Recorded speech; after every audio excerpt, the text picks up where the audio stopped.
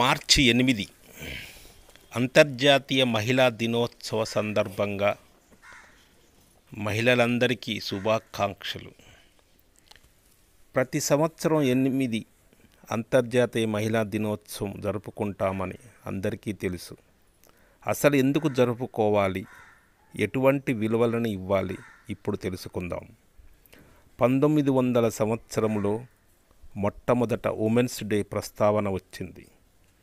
స్త్రీలను కూడా మగవాళ్లతో సమానంగా చూడాలనే ప్రస్తావనలో మహిళలు ఎప్పుడూ మంచి భవిష్యత్తునే కోరుకుంటారు. వారితో పాటు వారి పిల్లల భవిష్యత్తును తీర్చిదిద్దటానికి ముందుంటారు. సాంఘిక, ఆర్థిక, రాజకీయ విజయాలను పొందుతున్నారు. ఇప్పుడు 10 విలువలను మనం చర్చిద్దాం. మొదటగా న్యాయం. స్త్రీలను కూడా మగవాళ్లతో సమానంగా చూడాలి.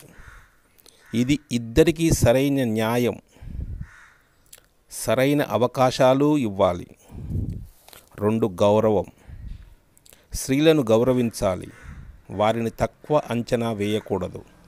మగవాళ్లతో సమానంగా చదువుకుంటున్నారు, ఉద్యోగాలు చేస్తున్నారు. నమ్మకం. ఎంత కష్టాన్నైనా భరించగలదు స్త్రీ. నమ్మకం అంటే అది నిజంగా జరుగుతుందని అనుకున్నదే నిజంగా నమ్మకమైనది. 4 సమానత్వం. పూర్వం మహిళలకు ఓటు హక్కు లేదు. సమానత్వం అంటే పురుషులతో పాటు సమాన హక్కులు, అవకాశాలు కల్పించాలి. అలానే రాజకీయాలలో కూడా అవకాశాలను కల్పిస్తున్నారు.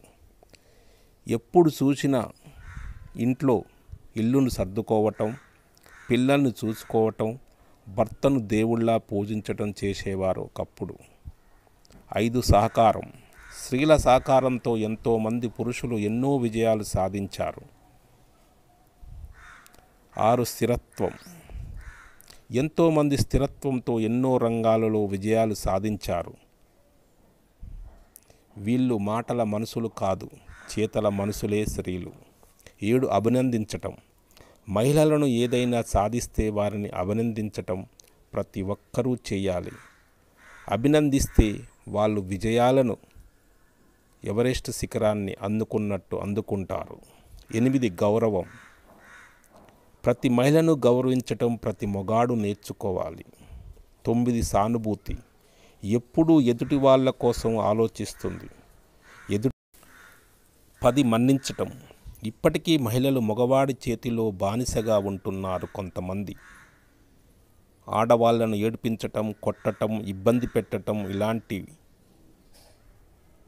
మగవాడు చేసే పని. ఈ లోకంలో స్త్రీ లేకపోతే జననం లేదు, గమనం లేదు, సృష్టిలో జీవం లేదు. కుటుంబ భారాన్ని మోస్తూ సర్వం త్యాగం చేస్తుంది. మనము మంచి బహుమతితో పాటు శుభాకాంక్షలు ఈరోజు తెలియజేద్దాం. అమ్మను పూజించు, భార్యని ప్రేమించు, సోదరుని దీవించు, స్త్రీని గౌరవించు. స్త్రీ ఎక్కడ గౌరవించబడుతుందో అక్కడ దేవతలు ఉంటారు. భగవంతుడు అన్ని చోట్ల ఉండలేక ప్రతి ఇంట్లో స్త్రీని సృష్టించాడు. కనులు తెరిచిన క్షణము నుండి బంధం కోసం, బాధ్యత కోసం, కుటుంబం కోసం అందరినీ కంటికి పాపలాగా ఆత్మీయతను పంచి తన వారి కోసం ఆహర్నిశలు కష్టించి వారిని సహించి వారి భవిష్యత్తు గురించి తన ఇంటిని నందనవనంగా మార్చుకునే స్త్రీకి మనమందరం పాదాభివందనం చేద్దాం. అన్నం కలిపి గోరు ముద్దలు పెట్టేటప్పుడు తన బిడ్డపై ఉన్న ప్రేమ కూడా కలిపి పెడుతుంది. ఆ బిడ్డ ముద్దలు తింటుంటే తల్లి మనసు ఆనందంతో, కడుపుతో నిండిపోతుంది. అమ్మ మనసు అమ్మత్వం. అమ్మ అంటే ఏనాటికి తరగని భాగ్యం. అమ్మ ఒడి అందరికీ స్వర్గం. అమ్మ అంటే అంతులేని సొమ్ము. అమ్మ సృష్టికి ఓ కానుక, ఓ మధుర భావన. అమ్మ స్త్రీ శక్తి అపారం, ముక్తి అమూల్యం. 100లో 1, కోట్లలో 1 నన్నుగా ప్రేమించేది ఒకే ఒక్కరు అమ్మ. ఆడపిల్లలని దిగులు పడకు, ఆడపులిలా ఈ లోకానికి నీవేంటో నిరూపించు. తోటి మహిళల్లో వెలుగును నింపు. నీ వెంట ఈ ప్రపంచానికి నీవేంటో తెలియజేయి. పదాలు తెలియని పెదాలకు అమృతం అమ్మ.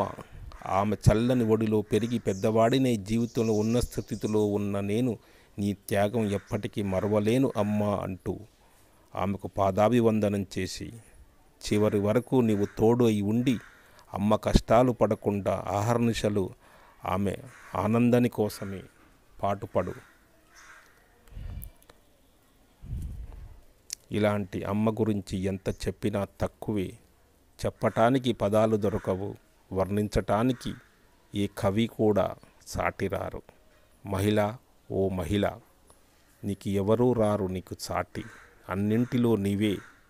ఆకాశానికి అంచులు తాకి భూదేవి ఒడిలో నిద్రపోతూ మమ్మల్ని అందరినీ కనిపించిన ఓ అమ్మ, నిన్ను ఎన్ని వర్ణాలుగా వర్ణించినా కూడా తక్కువే కదా. మహిళలు ఇప్పుడు ఎంతోమంది మగవాళ్ళ కింద నలిగిపోతూ జీవిస్తున్నారు.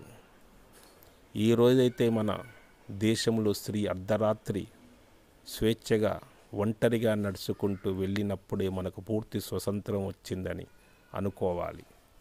అలాంటి అవకాశం రావాలంటే ప్రతి మొగాడు మారాలి, ప్రతి మొగాడిలో మార్పు రావాలి.